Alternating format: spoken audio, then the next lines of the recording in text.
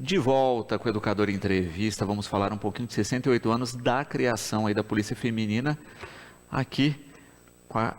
Eu sempre falo capitã, né? Mas o termo é capitão, mas eu vou falar capitã ainda. Pode falar, né? capitã. Porque eu acho que você tem essa questão institucional, não é? Mas eu acho que com 68 anos a gente já podia mudar. Podia, o mas tratamento. pode falar capitão, porque tem gente que não consegue falar capitão. Sim. E eu não tenho nenhum problema com relação a isso, não. Boa tarde, Luciano. Prazer estar aqui. É lógico que para algumas patentes, eu acho que é de fato gênero neutro, no sentido assim, né? Sim, major, né? Exato. Mas capitã já existe Dá o pra termo, colocar, né? isso. A gente tem aqui até um espaço cultural da Capitã Altamira. Isso. Mas é bacana a gente pensar nisso. 68 anos já, né? Isso, de lutas, né? E ainda assim, né, a gente percebe que ainda tem muito chão para percorrer. Eu gosto de ver o lado positivo, sabe, Luciano? Eu vejo que a nossa luta começou, né, lá atrás, com uma mulher encabeçando tudo isso, né? No início da década de 50, começou a se discutir a importância da inclusão da mulher nas missões policiais. Hilda Macedo, né, que chegou aí no último posto como coronel, Hilda Macedo, advogada, assistente da cadeira de criminologia da Escola de Polícia, foi ela que começou essa discussão e começou a falar sobre a importância da introdução das mulheres nas missões policiais, né? Então, ela discutiu muito essa questão da igualdade de competência entre homens e mulheres. E aí, em 1955, depois de muitas discussões, tudo isso encabeçado pela coronel Hilda, em 1955, 12 de maio, criou-se o Corpo Especial Feminino, né? E na época tinha 50 candidatas e 12 foram escolhidas, né? E na época essas mulheres, né, eram tidas como corajosas, né, desbravadoras, porque num universo onde nem se cogitava, né, a presença de mulheres. E aí, na época, essas 12 mulheres, né, 12 candidatas, mais a coronel Hilda, elas foram chamadas de as 13 mais corajosas de 1955. E, inicialmente, as policiais, elas tinham uma missão diferenciada, né, do que é hoje. Elas foram, na verdade, foi-se criado o corpo feminino para desenvolver algumas atividades ligadas à delinquência juvenil, ocorrências com mulheres, com jovens. Então, antigamente, isso não faz muito tempo, Luciano, quando eu entrei na Academia do Barro Branco, quando eu me formei em 98, eu fui destacada para um batalhão feminino, né? Existiam, não sei se você se recorda dessa época, mas existiam os batalhões femininos na capital, né, em São Paulo. Então, toda policial feminina que se formava, ela era destacada para esses batalhões femininos. E na época, a gente não atendia todo tipo de ocorrência. Eram ocorrências de desinteligência e de mal súbito. E toda ocorrência envolvendo mulher e criança desaparecida, essa ocorrência era destacada para uma equipe de policiais femininas. E aí, depois de 2 anos, 98, 99, início de 2000, acabou o batalhão feminino. E aí essas policiais femininas foram realocadas para os batalhões da capital e do interior, né? Tanto que antigamente, nessa época, nem tinha tanta policial feminina no interior, era muito pouco.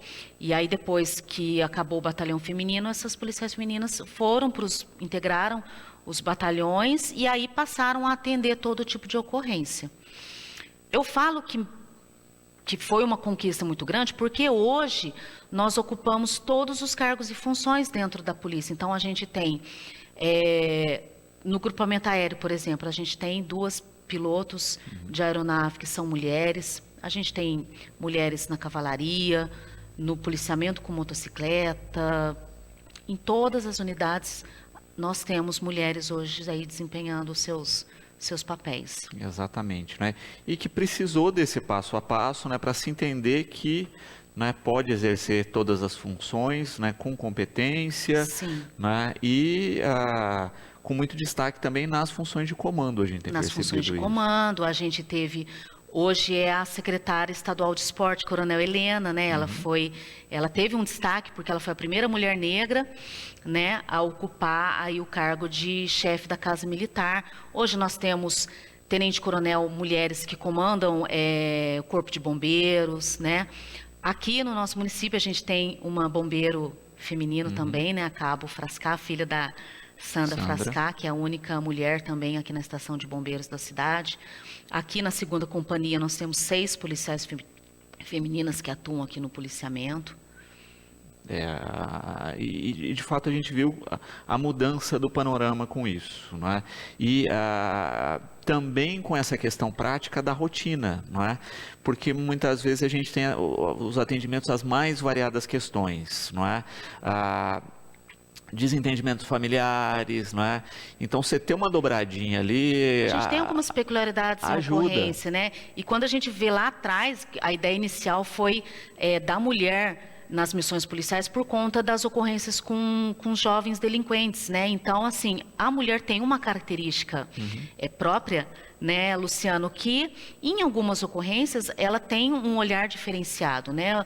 Você bem citou ocorrências de violência doméstica também, como é importante a participação de uma policial feminina que vai conversar em apartado com essa mulher vítima aí da agressão, às vezes chegando um policial, um homem para atender, é diferente, essa mulher não se sente tão à vontade em relatar, né, a ocorrência, como ela fica muito mais à vontade em relatar isso para uma policial feminina. A Aline parabenizando aí, né, pela comemoração da data, também aí pelo seu trabalho e colocando a questão, não é, do preconceito, não é? Durante o curso havia isso, né? A Aline questiona, durante o exercício da profissão, chegou a ter momentos relacionados a isso? Luciano, primeiro agradecer a Aline pelo carinho. Eu acho que em todo espaço, Luciano, em que a gente começa a entrar nesse universo que inicialmente ele é masculino, existem algumas barreiras que a gente acaba tendo que quebrar, né? Algumas qualidades que a gente precisa demonstrar, algumas questões de capacidade. Não, eu tenho que demonstrar que eu sou mulher, mas que eu sou capaz de exercer essa atividade. Eu acho que isso é um processo natural. No início, acredito que a primeira turma, eu vou dar o exemplo da Academia do Barro Branco, né? Entrei em 97, aliás, em 94. E me formei em 97. A primeira turma na Academia do Barro Branco foi em 92. Então, eu tenho certeza que foi muito difícil essa primeira turma de mulheres num universo completamente masculino. Aquilo, a presença da mulher era uma novidade, né? Então, as mulheres, elas já eram vistas como aquelas que tinham que quebrar algumas barreiras. Será que elas vão dar conta de fazer o mesmo que a gente está fazendo? Então, nesse início, tenho certeza que foi muito difícil, né? Hoje, por exemplo, eu entendo que está muito mais fácil. Por quê? Porque essa cultura já foi sendo mudada com muita luta lá atrás por essas primeiras mulheres. E hoje, na Academia do Barro Branco, já não tem, inclusive, a distinção de vagas, feminino ou masculino.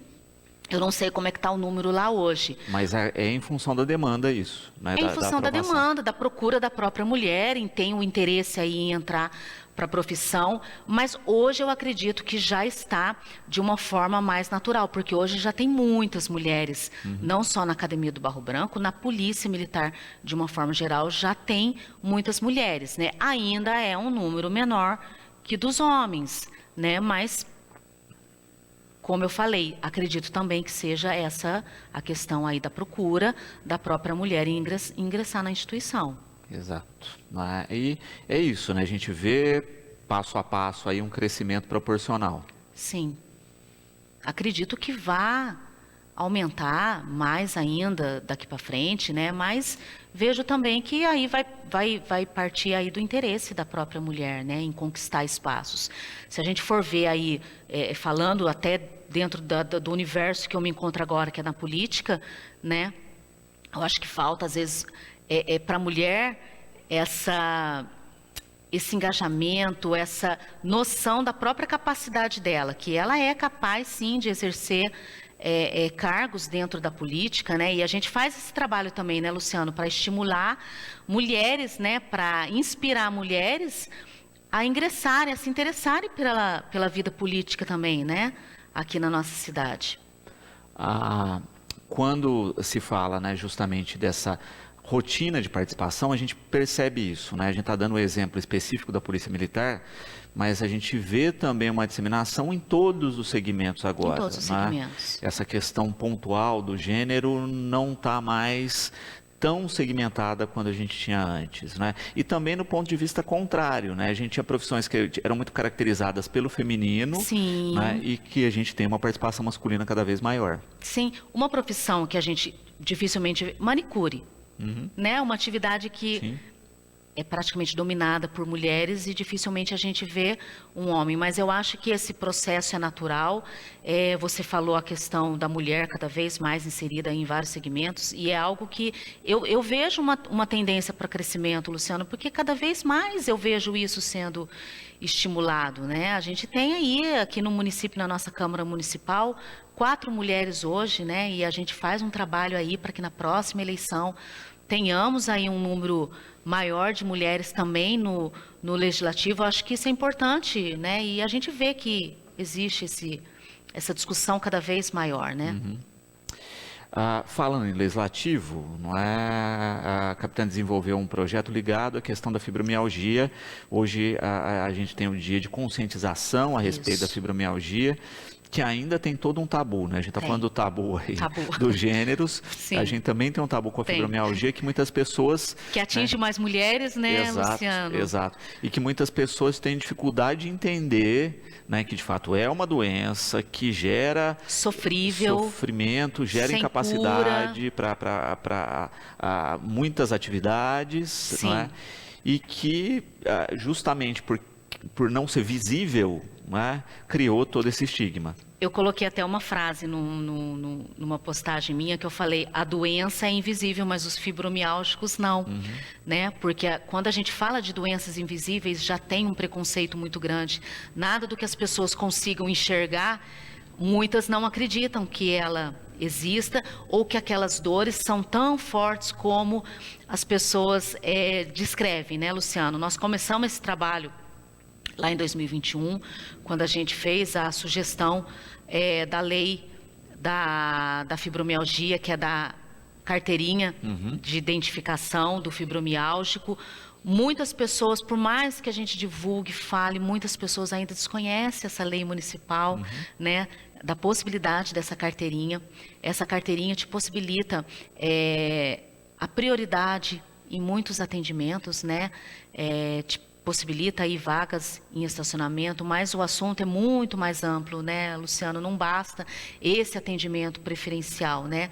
Precisa realmente disseminar informações sobre a doença para que as pessoas entendam que isso não é frescura, que não é preguiça, é uma doença realmente cruel. Nós temos um grupo de WhatsApp, Luciano, que todos os dias a gente lê ali, vê relatos tão difíceis de pessoas que sofrem com a doença, né, por várias questões. E aí nós começamos com essa lei que trata da carteirinha da fibromialgia, Luciano, mas depois, com a criação desse grupo, tantos problemas foram sendo colocados lá que várias ações foram naturalmente surgindo. A questão previdenciária dos direitos trabalhistas, muito difícil, né? Difícil delas conseguirem benefícios como auxílio-doença, a aposentadoria por incapacidade. Então, nós, junto com a OAB, fizemos uma palestra com 3 advogados, doutora Thaís Caruano, que inclusive acabou de sair daqui, foi uma das advogadas que palestrou para essas fibromiálgicas a respeito dos seus direitos, né? Aí a gente tem a questão também da depressão, que atinge também, né? Uma série, é um tratamento multidisciplinar, porque a gente tem a questão das dores físicas, a questão da medicação, mas a gente tem a questão também ansiedade, alteração do humor, perda do sono, a questão da depressão. E aí fizemos uma parceria com a Paula, da Associação El Shaddai.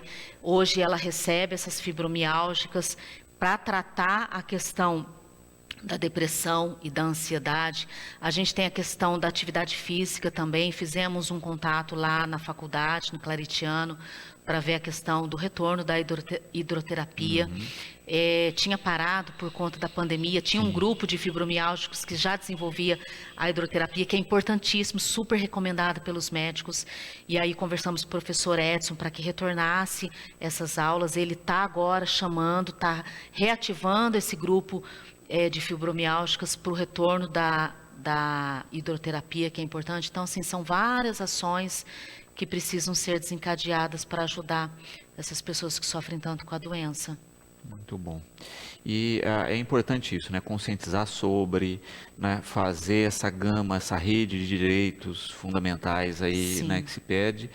E eu acho que o grupo também tem uma função importante, que é da troca das experiências, né? E captar qual que é a demanda. Esqueci de citar. Fizemos uma palestra também com o Dr. Flávio Falcão, que é um reumatologista aqui do município, maravilhoso, que faz um trabalho excelente. Aí ele atua também na rede, né, muito procurado pelas pessoas que sofrem da fibromialgia. Então, fizemos um convite para o Dr. Flávio Falcão para falar aí especificamente para os familiares dos fibromialgicos, através de uma demanda que chegou também no grupo, porque elas falavam assim: capitão, a gente sofre preconceito não só no ambiente de trabalho, mas dentro de casa. Às vezes a mãe, o esposo fala: mas você precisa ficar o dia inteiro deitada? Mas então, assim, eu falei: poxa, vamos fazer uma palestra com um médico para falar para os familiares, para que essa informação chegue para ele. Porque às vezes, Luciano, dentro de casa, o próprio fibromialgico não explica sobre a doença. O familiar sabe que ele tem a doença, mas ele não tem informações. Então, fizemos uma palestra lá na CE e chamamos os familiares, compareceram, foi bem bacana, foi uma troca de experiências. O Dr. Flávio, de uma forma muito clara, explicou sobre a doença para os familiares. Então, assim, essas ações são todas originadas através da própria demanda que o fibromialgico traz. Muito bom.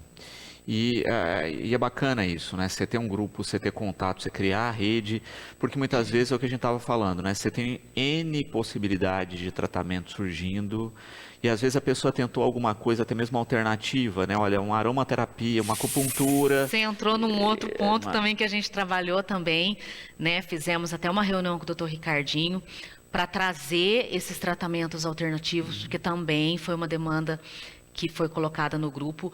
Muitas pessoas fazem uso de uma medicação de valor muito alto, um custo muito alto para o município, Luciano, que elas conseguem através de ações judiciais. Então, tem uma injeção para tratar a fibromialgia que custa R$6.000. E muitas falaram que a homeopatia, alguns tratamentos alternativos que são oferecidos pelo SUS, eles têm um efeito muito positivo, mas é um tratamento muito caro, né? A gente tem a homeopatia, a acupuntura, que é um tratamento que tem um benefício muito grande para quem tem a fibromialgia, mas que as sessões são caras. Então, fizemos essa proposta para o município trazer algumas desses tratamentos alternativos para que fossem oferecidos através do SUS. Até obtivemos uma resposta que o município tem interesse nesses tratamentos, mas que precisa ser estudada aí algumas parcerias. Então, nós vamos começar a trabalhar essa questão também de algumas parcerias com alguns profissionais que possam oferecer esse serviço aí através da rede. Perfeito. Capitã, gratidão pela participação conosco, né? Em seu nome aí, parabenizar a todas as mulheres que compõem, né, a Polícia Militar no Estado, falar da importância, né, e foi bom, né, a citação da precursora, né, de todo esse movimento, e a gente espera que isso sempre sirva de espelho, né, para todos os outros setores e segmentos, para de fato, né, a gente ter a compreensão que, né, gênero não é barreira para nada nesse mundo, né, e fica sempre esse espaço aqui para a gente dialogar. Eu que agradeço, Luciano, o espaço. Sempre um prazer aqui conversar com você sobre assuntos, levando informação para as pessoas. Muito obrigada, eu que agradeço.